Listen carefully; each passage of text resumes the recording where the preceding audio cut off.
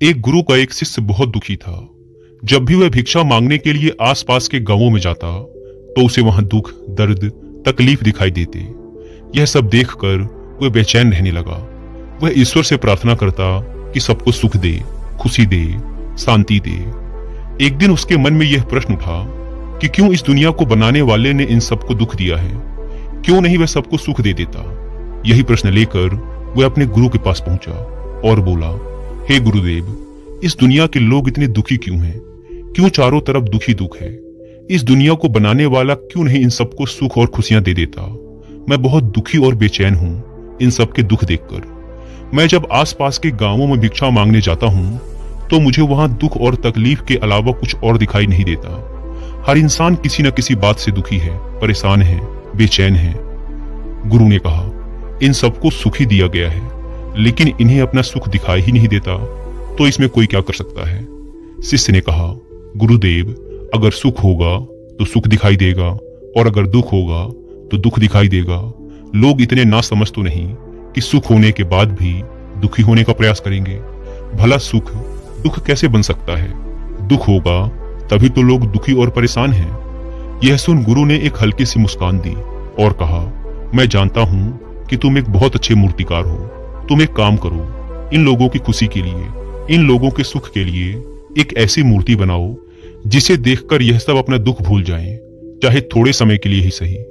शिष्य ने कहा, ठीक है गुरुदेव, मैं एक ऐसी मूर्ति बनाऊंगा जिसे अगर कोई देखे तो वह अपने दुख और दर्द भूलकर खुश हो जाए।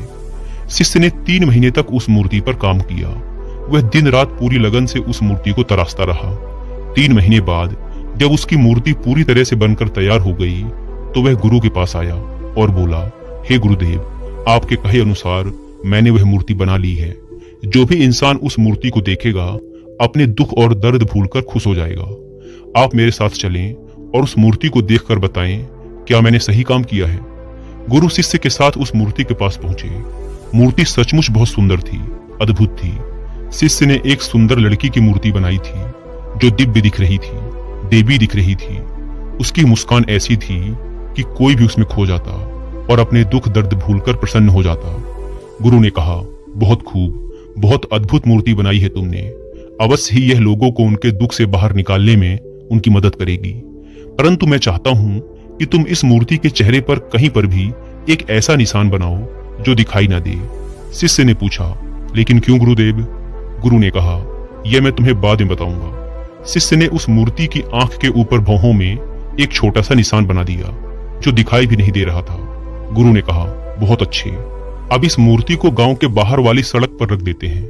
उस मूर्ति को गांव के बाहर वाली सड़क के किनारे रख दिया गया और गुरु शिष्य कुछ दूरी पर जाकर खड़े हो गए। गांव वाले उस रास्ते से बाहर आने लगे। जो भी उस मूर्ति को देखता वह दुखी हो जाता। एक जवान व्यक्ति उस मूर्ति को देख रहा था। उसने बड़े ध्यान से उस मूर्ति को देखा, फिर अफसोस करता हुआ आगे बढ़ गया। रास्ते में गुरु और शिष्य ने उसे रोका। गुरु ने कहा, तुम बड़े दुखी दिखाई पड़ रहे हो, क्या हुआ? व्यक्ति ने कहा, वहां एक मूर्ति रखी है, बड़ी सुंदर मूर्ति है, ऐसी कि देखो तो देखते ही रह जाओ, पर अफसोस उसमें एक कमी है। मूर्तिकार ठीक नहीं था, उसने मूर्ति की आंख के ऊपर एक निशान छोड़ दिया है, इसीलिए मैं बहुत दुखी हूं। काश अगर वह निशान नहीं होता तो मूर्ति कितनी सुंदर होती। शिष्य ने कहा, पर वह निशान तो दिखाई भी नहीं दे रहा, तुमने कैसे देख लिया? व्यक्ति ने कहा, क्या बात करते हो, मेरी तो पहली नजर ही उस निशान पर पड़ी थी। यह कहकर वह व्यक्ति वहां से चला गया। एक दूसरा व्यक्ति उस मूर्ति को देख रहा था, वह भी दुखी होता हुआ आगे बढ़ गया। गुरु और शिष्य ने उस व्यक्ति को भी रोका और उससे पूछा, क्या हुआ, तुम इतने दुखी क्यों लग रहे हो? उस व्यक्ति ने कहा, वहां एक बहुत सुंदर मूर्ति है, पर मूर्तिकार बेकार आदमी था। उसने मूर्ति के चेहरे पर एक निशान छोड़ दिया है जिसने मेरा मन खराब कर दिया है। शिष्य ने पूछा, पर वह निशान तो दिखाई भी नहीं दे रहा, तुमने कैसे देख लिया? उस व्यक्ति ने कहा, अरे कैसी बात करते हो भाई, मुझे तो पूरी मूर्ति में वह निशान ही दिखाई पड़ा। शिष्य ने कहा, क्या तुम उस निशान को छोड़कर सिर्फ मूर्ति नहीं देख सकते? क्या हुआ अगर उसमें एक छोटा सा निशान है, शेष मूर्ति तो अच्छी है ना? व्यक्ति ने कहा, हाँ, मूर्ति तो अद्भुत है, दिव्य है, लेकिन अगर उसमें वह निशान नहीं होता तो बस इसीलिए मैं दुखी हूँ। धीरे धीरे सभी गांव वालों ने वह मूर्ति देखी और सभी दुखी हो गए। शाम होने पर आखिर में राजा भी अपने रथ में सवार होकर वहां से निकला। उस मूर्ति को देखकर वह अचंभित था कि इतनी अद्भुत मूर्ति रास्ते पर क्यों खड़ी है, इसी तो उसके महल में होना चाहिए था। लेकिन थोड़ी देर में वह भी दुखी हो गया और उस मूर्ति को छोड़कर आगे बढ़ गया। गुरु और शिष्य ने उस राजा को रोका। गुरु ने राजा से पूछा, हे राजन, आप दुखी क्यों हैं? क्या मूर्ति सुंदर नहीं है? राजा ने कहा, मूर्ति तो दिव्य है, पर एक वह निशान जो मूर्ति की आंख के ऊपर है वह सही नहीं है। मूर्तिकार ने गलती कर दी, इसीलिए मैं दुखी हूँ। काश अगर वह एक निशान नहीं होता तो यह मूर्ति मेरे राज दरबार की शोभा बढ़ा रही होती। यह कहकर राजा भी वहां से चला गया। गुरु और शिष्य दोनों मूर्ति के पास पहुंचे। शिष्य ने बड़े ध्यान से मूर्ति को देखा। मूर्ति बहुत सुंदर थी, उसमें कोई कमी नहीं थी और ना ही वह निशान दिखाई दे रहा था। शिष्य बड़ा अचंभित था। उसने गुरु से कहा, गुरुदेव, मूर्ति में तो कोई कमी नहीं है, पूरी मूर्ति अद्भुत है और दिव्य स्वरूप है। एक छोटा सा निशान ही तो है, और वो भी ऐसा कि दूर से देखो तो दिखाई भी ना दे, बहुत पास आकर देखोगे तब भी बहुत ध्यान देने पर ही दिखता है। फिर यह सारे लोग उस एक छोटे से निशान के पीछे ही क्यों पड़े हैं? इन्हें बाकी की इतनी सुंदर मूर्ति क्यों नहीं दिख रही? गुरु ने उत्तर देते हुए कहा, तुम पूछ रहे थे ना कि दुनिया बनाने वाले ने दुख क्यों दिया?